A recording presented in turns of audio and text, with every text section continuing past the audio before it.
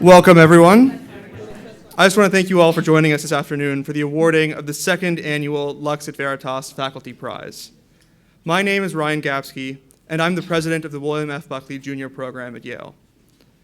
The William F. Buckley Jr. Program is the flagship program of the Buckley Institute, an organization dedicated to promoting intellectual diversity at Yale. Our efforts over the years have created a robust space for students to engage in intellectually open and respectful dialogue and to hear all sides of issues. In addition to creating that space, the Buckley Institute wants to encourage and recognize others at Yale who help promote intellectual diversity on campus. With this goal in mind, we launched the Lux at Veritas Faculty Prize in 2022. This prize recognizes a Yale faculty member who actively fosters intellectual diversity for students inside and outside of the classroom. This faculty member goes above and beyond to promote intellectual engagement with different points of view and respectful discourse among students, creates a classroom environment where students feel comfortable expressing their thoughts and ideas openly, and cultivates the skill of genuine critical thinking in students. Last academic year, we asked students and alumni to nominate faculty members for whom they thought best exemplified these qualities. After receiving nominations for 29 different faculty members from across the college and graduate schools, a rigorous judging panel found our winner's dedication to stimulating genuine critical thinking among her students and creating an environment of open dialogue in the classroom to be an above and beyond example of teaching excellence. It is my great pleasure to introduce to you the winner of this year's prize, Amy Chua.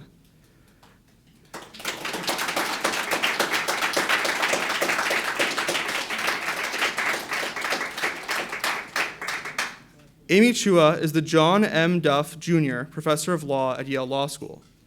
Professor Chua received both her A.B. and J.D. degrees from Harvard University. While at Harvard Law School, Professor Chua was executive editor of the Harvard Law Review.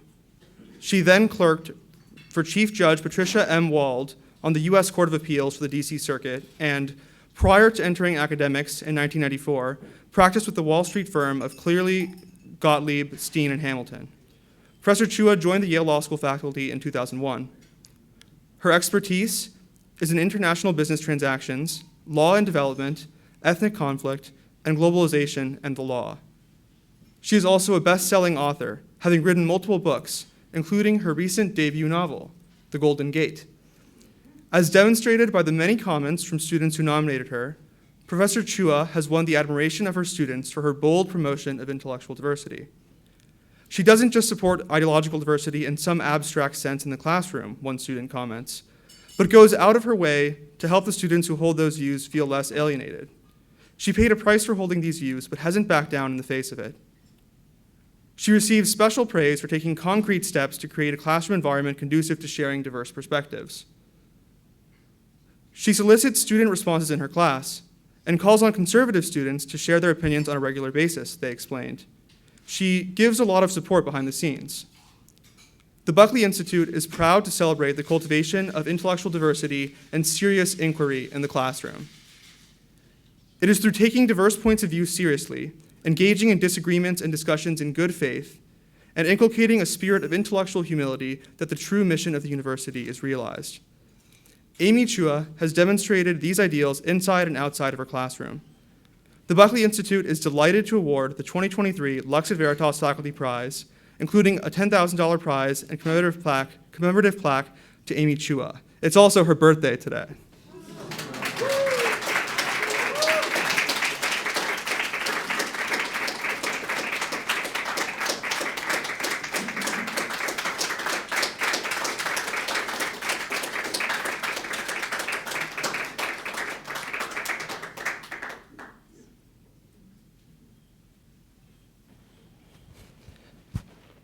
So I neglected to mention that the format for today's event will be sort of a fireside chat. And so I'll begin by asking Professor Chua some questions, and then later on we'll turn it over to the audience.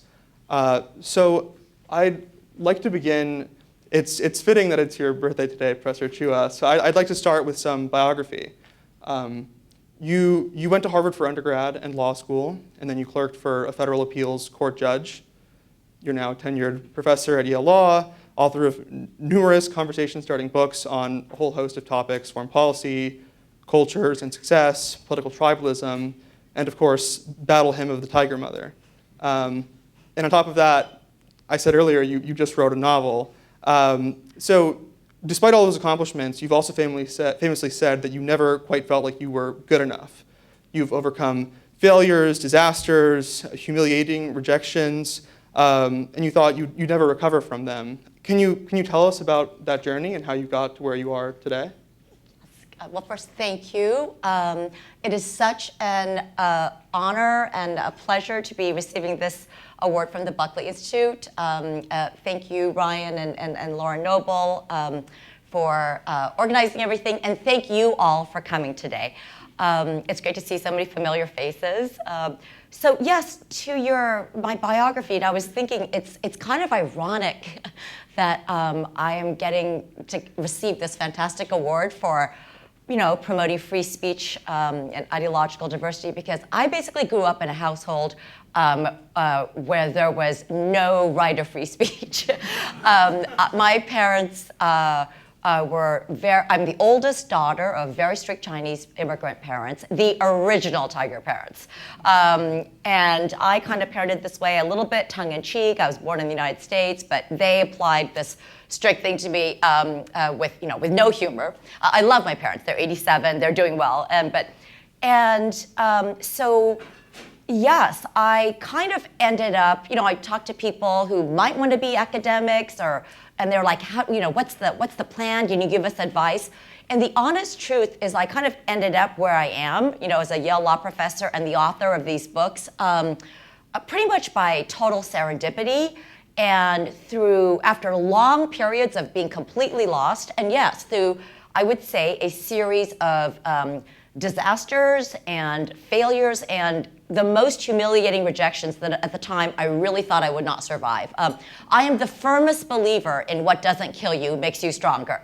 I also believe that everything has a silver lining, these big disasters. So it's funny that I teach at a law school. I come from a very science-oriented family, and very narrow. There are many great things about immigrant parents. They instilled drive and motivation and strong family values. But my parents had a very narrow view of what counted as success for them. And they wanted me to be an MD, PhD. They wanted me to be a doctor, maybe a physicist. So when I arrived at Harvard, I did everything my parents wanted me to do. I was the oldest rule-abiding child, so I majored in applied math and went pre-med, which was ridiculous because I hate math and I faint at the sight of blood. So how could I possibly be a doctor? And I switched my major at some point to economics, not because I had any interest in economics at all, but only because I thought I might be able to persuade my parents that it was sort of like a science, economics. And I applied to law school solely to not have to go to medical school. And it's so different now because I'm very proud there are lots of Asian Americans at Yale Law School now. But it was unheard of. When I told my mom that I got into Harvard Law School, she burst into tears.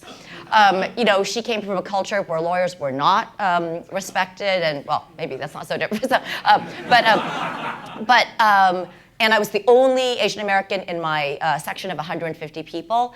And I actually had an incredibly difficult time at law school. I was really out of place. And again, it had to do with how I was raised. So I was raised with kind of Confucian values, like, always respect your elders. The teachers are always right. Never question authority. And this formula worked really well in high school and college. I could just listen to teachers, memorize everything, write it all down. But law school was very different. I remember being called on repeatedly, Miss Chua, here's a judicial opinion. Do you agree or disagree with it? And I would literally have no thoughts in my head. I would just blank, and I would just think a judge wrote it, must be right.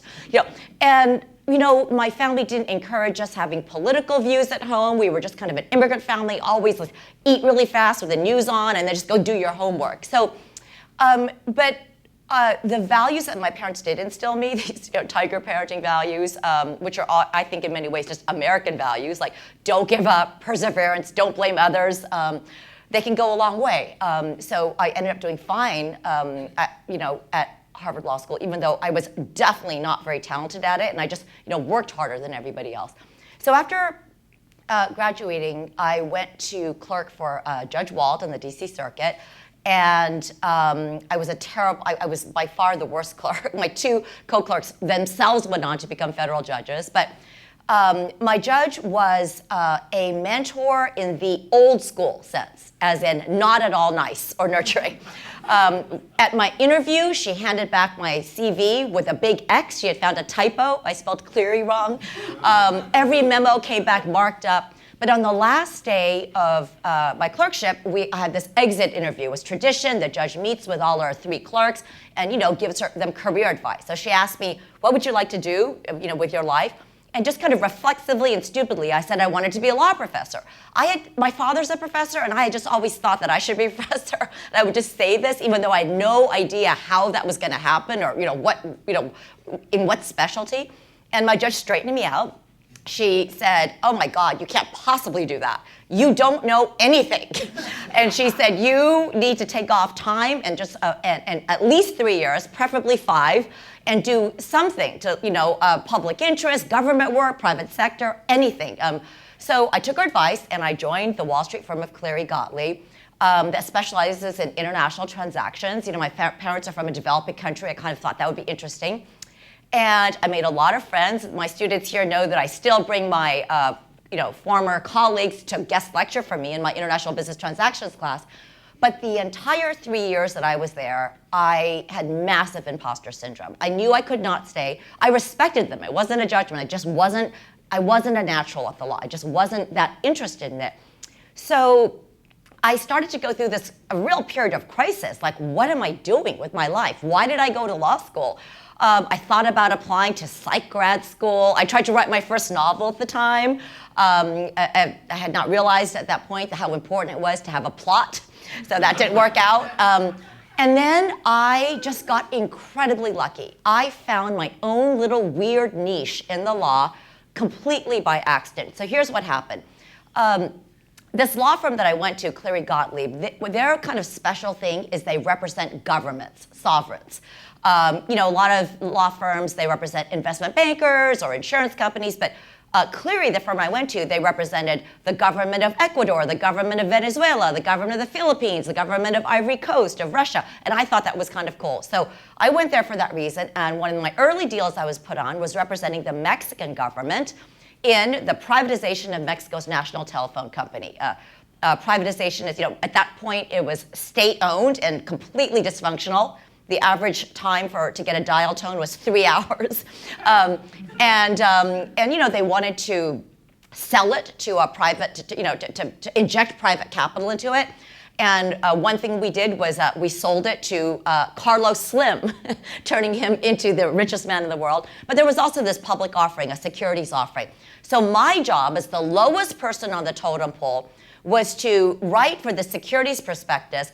I was asked to write a history of Mexico's economy. Okay, it wasn't even for the actual prospectus. It was just for the appendix, this utterly unimportant thing. So I started researching the history of Mexico's economy, and I love this. I actually love history, so I got really into it. And one of the things I discovered is that for all of Mexico's 200-year history, the country kept oscillating back and forth between these very pro-capitalistic, pro-foreign investor, very open periods, and then it would swing to this kind of revolutionary, nationalizing, socialist, anti-imperial, anti-American periods. Then it would swing back to being very open and pro-markets again. So I wrote this whole thing up, and I was really excited. And I remember going into the partner and showing him this thing. I thought I finally had done a good job. And he said, oh my God, this is awful. He's like, this is so negative. We are trying to sell stock. This is an IPO. Do you remember what we're doing? And all this talk of anti-foreigner sentiment and confiscation and nationalization. And he's like, it has to be completely accurate, but it doesn't have to sound this bad. And then he said, also, I had asked for 3 paragraphs, not a dissertation. So, so I slunk off and I, redid it. But then I had these 35 pages that I didn't want to waste. So at this point, I'd been at the firm almost 3 years. I thought, I just had my first daughter. I am finally going to go on the academic teaching market now. So I turned this draft into a draft article. I called it the Privatization Nationalization Cycle in Developing Countries. And I wrote a cover letter, and I stapled this draft article, and I applied. I applied to law schools around the country. I swear to God, I applied to 100 law schools across the country for teaching positions, and I got 100 rejections. 8 of those rejections were after a full day of interviews, which really hurts, right? Because it's just so on the merits. They've interviewed you. And one of the places where I got rejected was from the Yale Law School. And this was one of the most humiliating episodes in my life because my husband, Jed Rubenfeld, is going to be here shortly, had been hired 3 years earlier, and he at that time was the golden boy constitutional law genius, this big star in the faculty. So I was basically being rejected by the same people we were socializing with. But remember I said there's a silver lining to everything. Here's what happened. So the way you get a teaching position at Yale is it's 2 stages. First, you have to pass the screening interview with the all-powerful appointments committee. This is a special committee of like 8 people that the dean appoints. And only if you get through that do you get to go to the full faculty and present your paper. By the way, I flunked the screening interview. So my screening interview was a disaster from beginning to end. It was at Maury's. I still have PTSD going to that room. It was 8 men, and they were great. But I was so incoherent. You know, I'd been on Wall Street. I didn't know about philosophy and normative ideas. I couldn't talk like professors. And the worst thing is they kept asking me, what is your thesis? When I thought I'd already explained it to them. And it was a mess. And at one point I remember Guido, who just actually called me for my birthday, he tried to save me because it was such a disaster by talking about new Italian influences on New Haven architecture. Now, one of the things that I had noticed when I was down in Mexico was that all of the people we were working with, basically all the Mexican elites, the government officials, the bankers, were taller, lighter skinned, with very European features. Whereas the majority of the Mexican people, all the people doing the menial labor, were shorter, darker, with more indigenous features. And I had incorporated this into this draft article. But at the screening interview, I was so inarticulate and garbled. It was so awkward. You know, I was like, the rich people look kind of white to me. You know, it's so. And at some point, I was still at Cleary. I could see it was a disaster. I was not going to pass this thing. I was just going to get up and get back on the train and go back to New York City. When right before I did that, Professor John Langbein, now a good friend of mine, brilliant legal historian, said, "Oh, I think I finally understand what you're interested in. You are interested in the link between markets and ethnicity." And I was like, yes. I had never thought of it. I honestly just thought I was writing about telephones, he was right. That was the phenomenon that I was starting to zero in on, but I had never thought of it in such elegant and sort of abstract and generalizable terms. Anyway, I failed. They rejected me. But here's what happened. As soon as I got back to New York City, the first thing I did is I pulled up my draft article on my computer and I added a subtitle.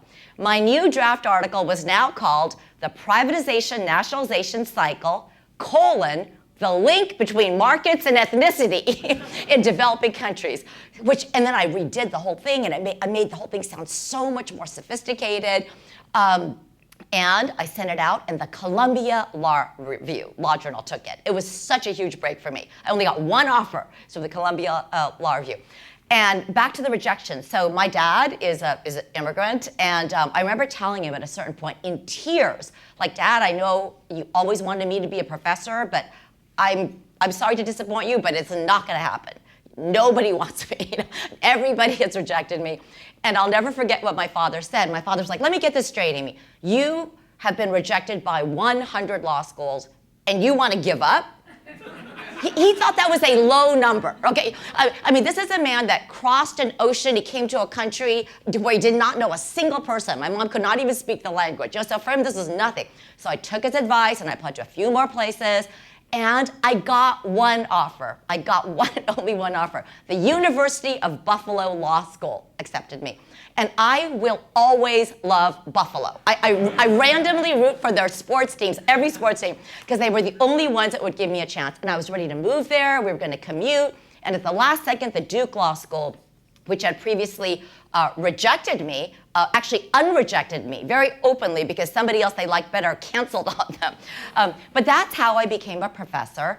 And at Duke, I kept writing this weird little area. You know, I have law students here. You know that most people at law schools teach, constitutional law, or they write about corporations. But I had this weird little interest. I was interested mostly in the relationship between market and democratic reforms and ethnic conflict, these kind of local forces on the ground.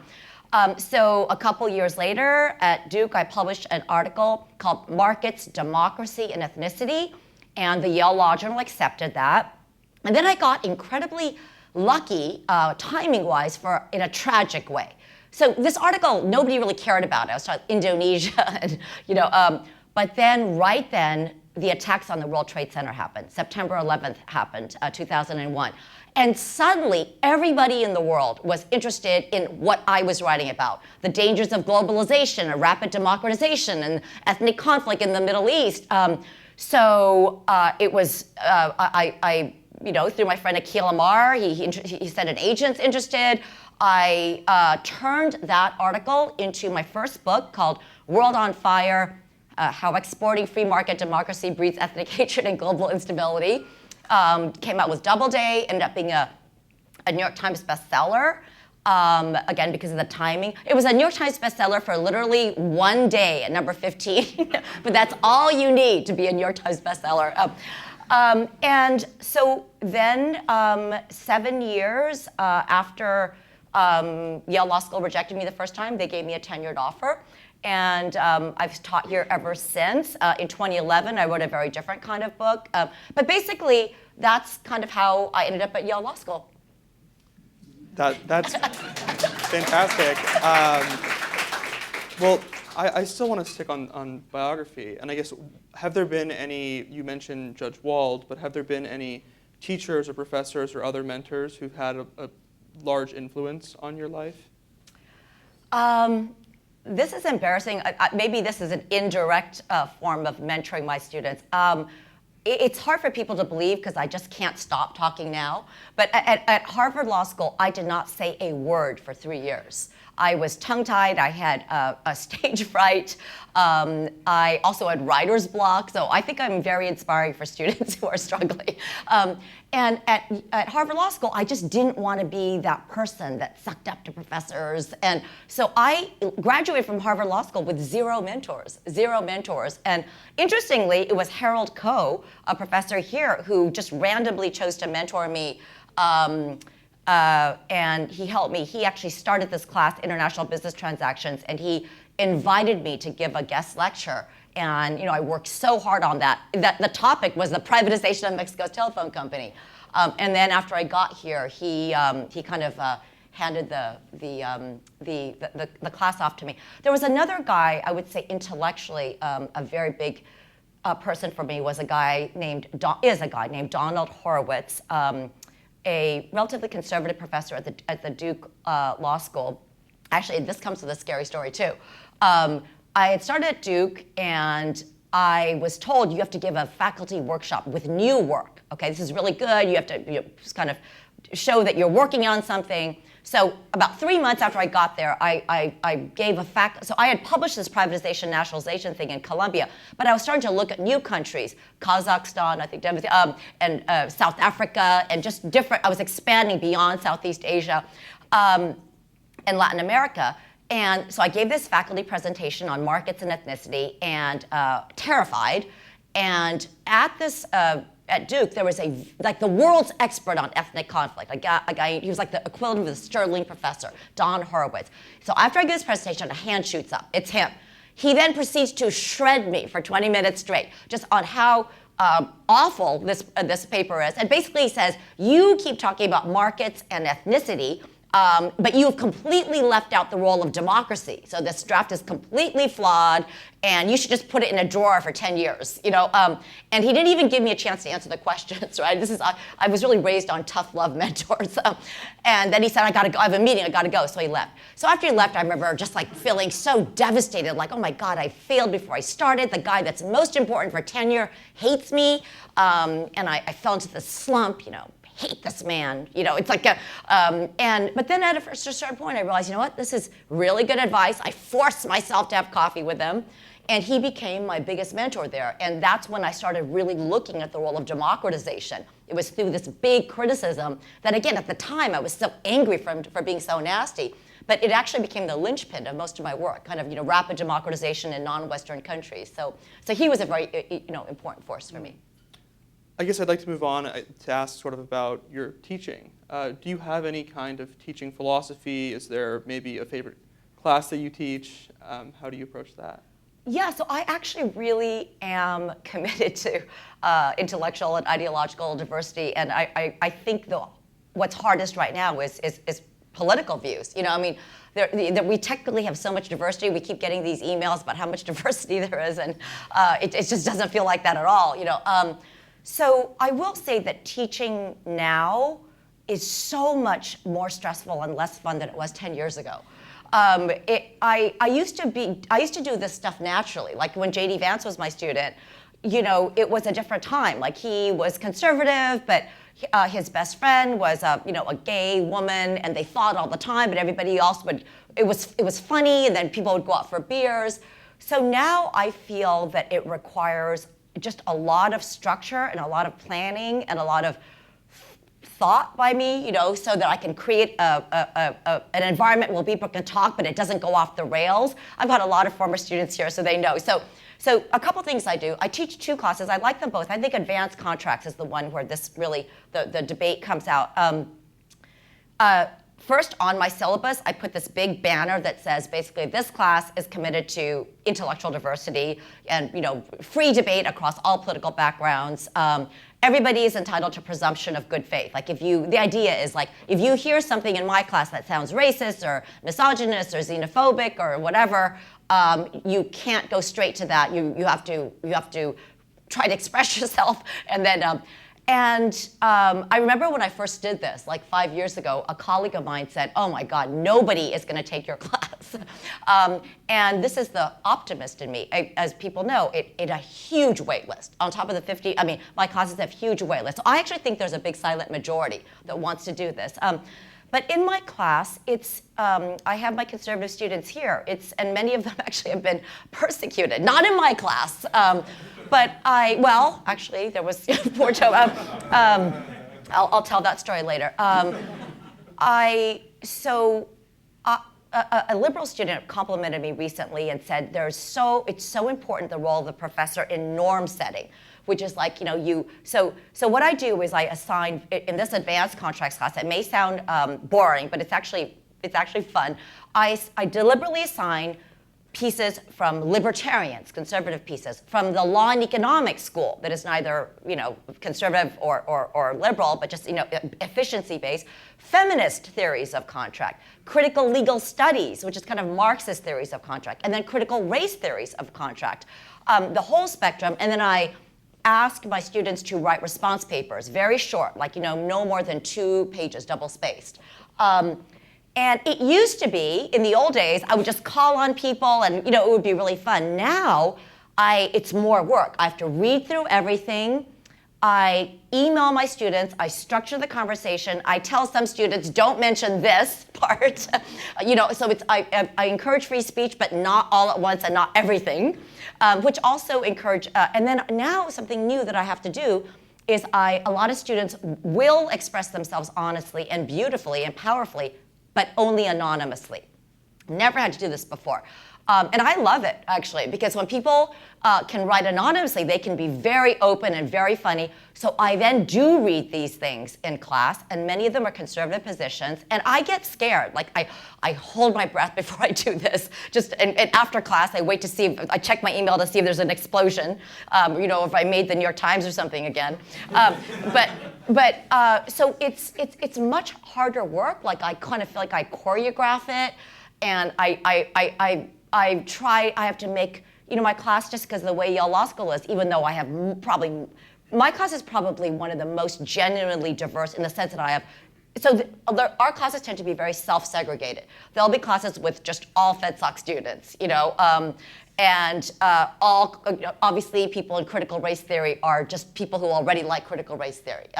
So mine is actually kind of an unusual class, because the way Yale is, it's going to be like 85% progressive, because the school is 99% progressive. And so I feel like I have to think about how to make lots of different groups feel comfortable. And race is a very important thing now. Like, there's a whole white woman versus non-white woman thing. I have to be, I've just never had to think so hard about all these issues. But it's fun. Like, I love this class. I think it's going well. Just 2 days ago, I thought Noah said it was a good class. We were actually talking about morality clauses and kind of it's related to cancel culture. So in a lot of contracts now, there are bad behavior clauses or morality clauses that say if you do something that brings ill repute to our corporation or our company, we can fire you. And what was interesting is that depending on which political side you are, when the example kind of is somebody you feel like canceling, one's views basically change depending on what the facts are. But recently, with this Israel-Palestine, horrific thing going on, I have noticed that in this last round, it is actually people on the left that feel that they are being canceled and persecuted and fired. So that changed the dynamic enormously in my response papers. It was different from every other year. Finally, it was balanced, because the examples in their heads were not all just conservatives being canceled, and they were, that's the class that I think where this ideological diversity comes out most, and it's a fun class. Have you ever had professors or students in your classes come up to you and disagree with your policy of promoting intellectual diversity? I mean, there are critics of this, and I think that it's very easy to kind of be in this room and support free speech and intellectual diversity, but sometimes on campus you do encounter people who are against these things. Yeah, I'm a very controversial person, and I think that I'm lucky that my classes are self-selected. The people who really hate me won't take my class. So I think even on the range, I have very progressive students, but I don't think and also again, because I have the banner. But yes, I have had, with students here, it's not so obvious. I haven't had an experience where somebody says, but I've had bad feedback where I feel like it's so great, I'm getting intellectual diversity, and afterwards, people express unhappiness. And just when I thought the class went so well, I hear feedback that people were really unhappy, that these, racist or misogynist views were aired. And maybe I will tell one story, Toby. This is Toby, my also a brand new father. Congratulations. He's a 3L. He took my advanced contracts class last year, along with this group here. A few of them are in my class now. But this was a week where I invited a former student who had written a critical race theory piece.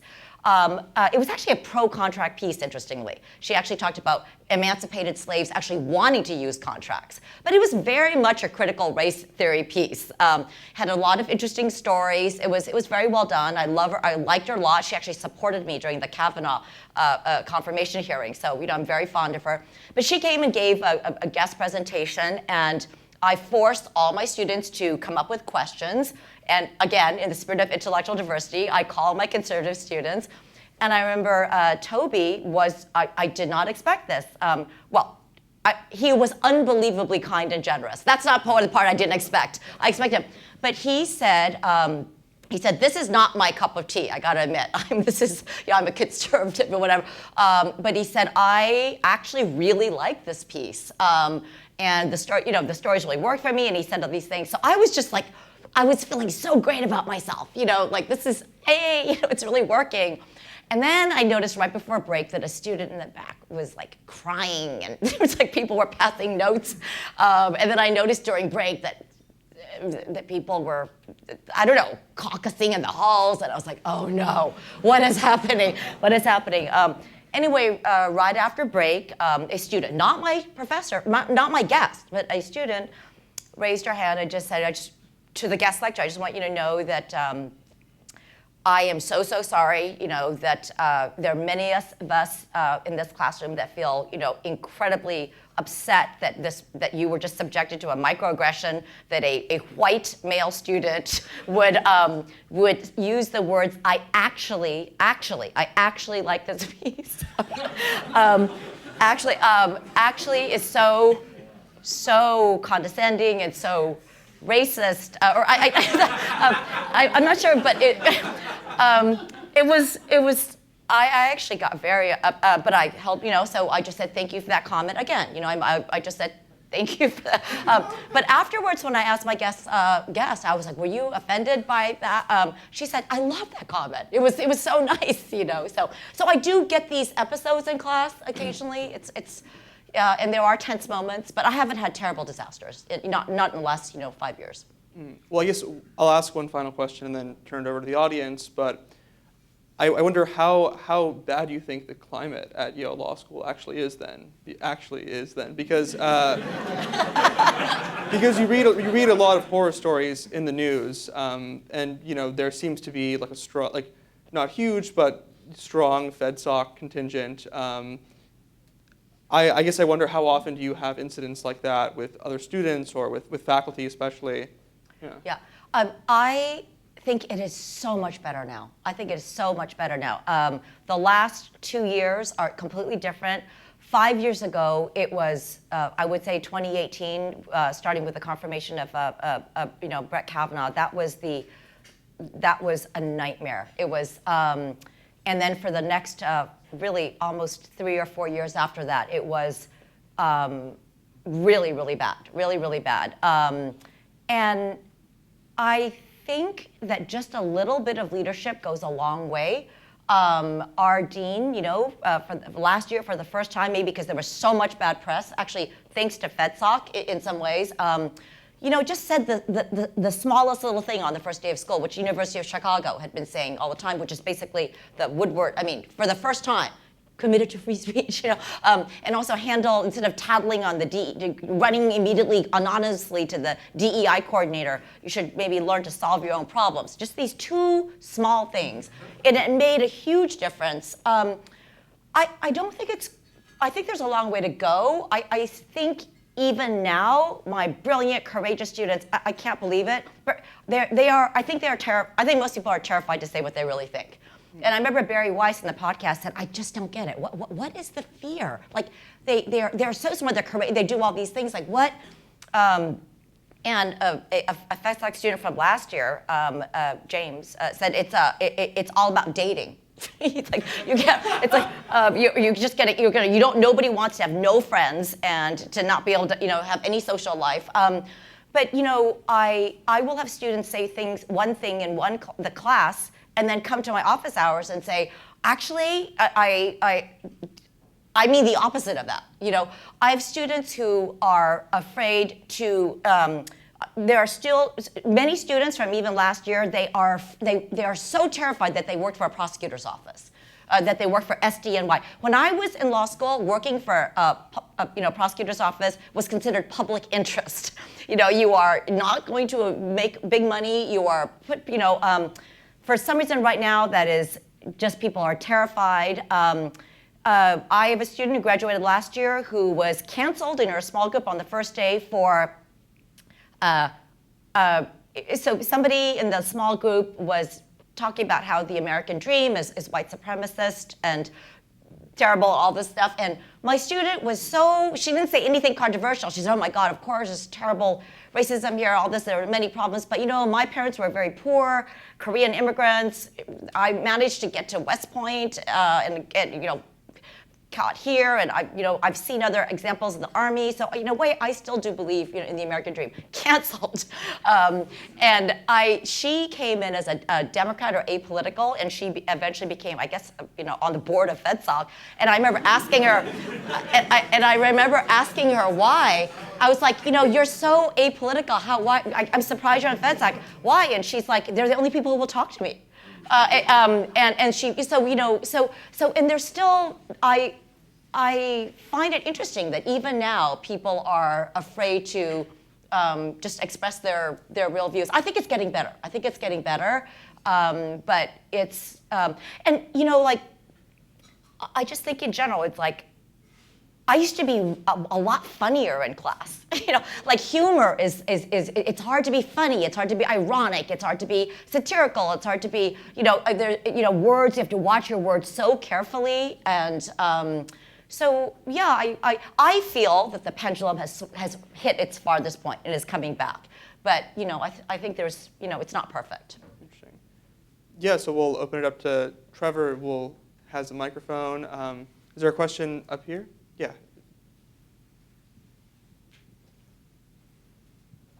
Thank you, and thank you so much for coming and speaking, and congratulations again. And I just wanted to know, as a professor, how have your relationships and your mentor relationships with your students shed new light on some of the relationships that you had with mentors as a student? I have gained so much from my students, and I'm not saying that just it sounds like such a cliche, but I don't think I could have written any of my books without my students. It's not just like I actually mean this. I mean, they are so much smarter than I am, and I'm very good, I think, at tapping into different people's expertise. As you know, J.D. Vance, his book Hillbilly Elegy started off as a paper for me. It was this supervised analytical writing, and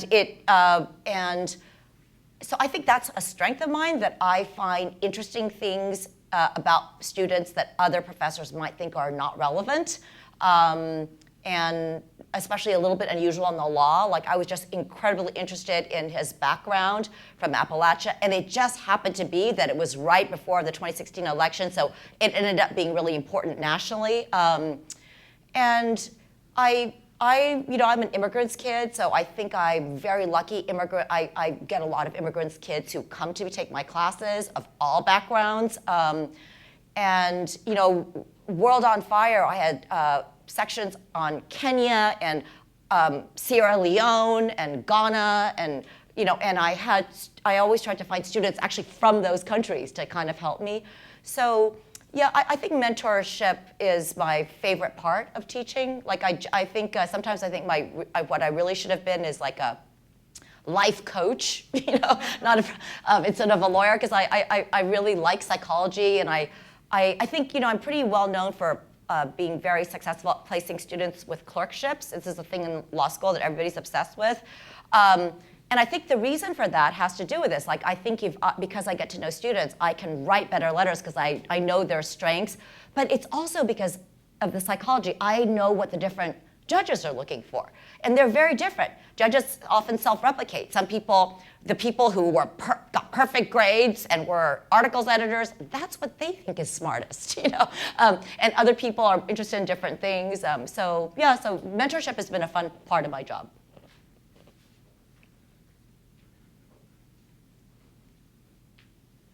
Yeah, in the back there.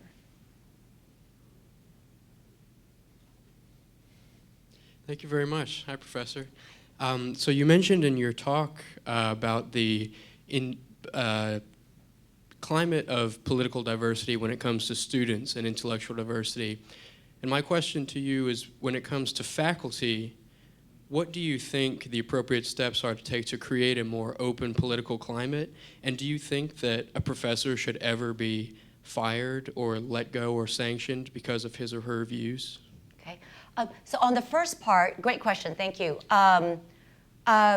again, I think there are big improvements. For just like years and years and generations, we have had not a single conservative permanent public law person, a constitutional law professor.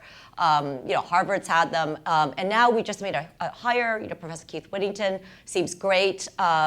We have a visitor or encourage. I think. There are actually changes. Again, I think the press just got so bad for Yale University that even the liberal donors, were finally making an impact. One thing I worry about there is how authentic the school is going to be. Because there is constantly this problem of self-segregation, right? So is it going to be, we have this conservative constitutional law professor, so he will teach seminars and the Federal Society kids will take it, or is it going to be integrated into the larger curriculum, and are these views going to be, so we'll see how it kind of plays out. I am a pretty consistent person about free speech. I don't think that faculty, I know what we're talking about. I have seen some of these things that have recently been said, and it just turns my stomach. Leaves me shaking, makes me so angry, but I try to be consistent. Like, having been on the other end, I try to kind of flip the facts. And so I don't think that faculty generally at universities like Yale should be fired for their political statements. I think they, like students, should have to pay the price for it. If they, it's people can protest, they can disagree, just like they protested me and disagreed with me. So no, at the university level, not. I think I have a different view about private companies. Law firms, these are partnerships that can, sometimes you have a partnership, it's a small thing, and so there might be a business reason for it. But at the university level, I think I'm pretty consistent whether whoever's being targeted or opposed. Yeah, in the middle there.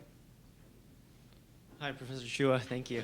I was just curious about something you talked about during your biography, which was how you managed to bridge the gap between not being able to have an opinion on a certain issue that's presented to you, to all the way to being able to develop something informed about it. I think that's really relevant to me as well, because coming from both a STEM background as well as a Confucianism based family values, I think coming up with a certain opinion when presented immediately with a situation is something I'm still trying to get better at. So thank you. Great question. I'm always telling my students to find your comparative advantage. It may be that you never, just because of the way you grew up, you're not going to end up being like somebody else who grew up very differently. I sometimes think it's funny that I ended up being the author of so many such controversial books, because when I was little, all I ever wanted was to be liked, and I never wanted to be a provocateur. I never, and I get really depressed when people are mad at me. So it's weird that this has happened. In my case, I have realized that every single one of my books, from my foreign policy books to this Tiger Mom memoir, even to this novel, in some ways reflects the perspective of an outsider. So World on Fire, I came up with this term market-dominant minorities, which refers to very small ethnic minorities like the 3% Chinese in Indonesia, that even though they're only 3% of the population, control as much as 70% of the private economy. And I just knew this because my family knew it. My parents are Chinese from the Philippines, where they're 1% of the population and control like 60% of the economy. And I could see parallels, whites in South Africa, Indians in East Africa, Lebanese in West Africa. So I've been writing about this phenomenon, and even within African countries. So I ended up writing a book that was very challenging to the mainstream. I'm now friends with Thomas Friedman, but for that first book, because I was a nobody, my publisher said, to get attention, we need to pit you against the biggest fish out there. And that time it was Thomas Friedman who was writing The World, Lexus and the Olive Tree, World is Flat. Basically, markets and democracy together will go hand in hand and just make everything around the world great. And I was suggesting that markets in countries with a market-dominant minority, markets and democracy can actually be on a collision course, that democratization can lead to confiscations and expulsions and bad things.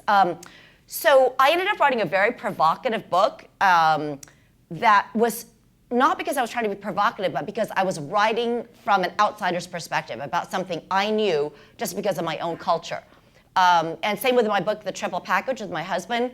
I have no idea why that book is considered controversial. Like if somebody would actually read it, it says it's not genetic why different groups do better. It's not, but there too, I write a lot about different immigrant groups and the kind of mentality and the role of how insecurity coupled with a superiority complex, those two things together can create motivation. And again, I was not trying to have my own views or whatever. I was just writing about something that I was familiar with. So I know it's a little bit different, but I'm always saying just be yourself and try to tap into what you know and are good at instead of trying to completely change yourself, and kind of work with that. Yeah, front. Hi, congratulations again on your award, and thank you so much for coming here today. I'm a first-year undergrad, essentially pre-law, still figuring out my major. So my question is, how do you feel studying and practicing the law has really influenced your perspectives and experiences? How do you think it has influenced your interactions with people or just experiences in life in general? So I was not a natural lawyer. I don't litigate. I was terrified of oral arguments. This is part of the insecurity I felt like, what am I doing in this field?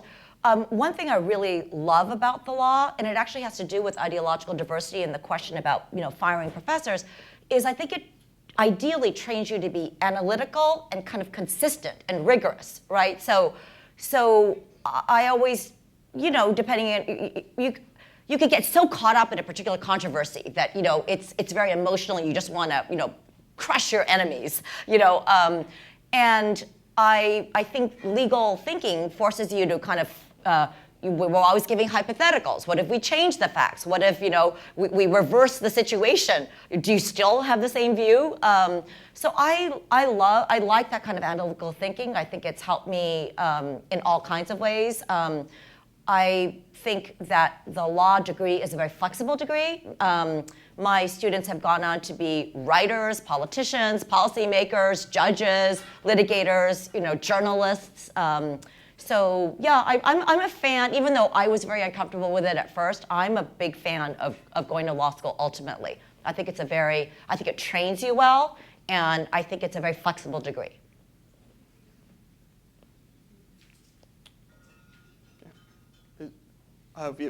In the back there, just to let different people ask questions.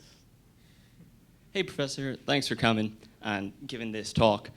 You mentioned that anonymous speech, anonymous writing has been helpful in the classroom setting more recently.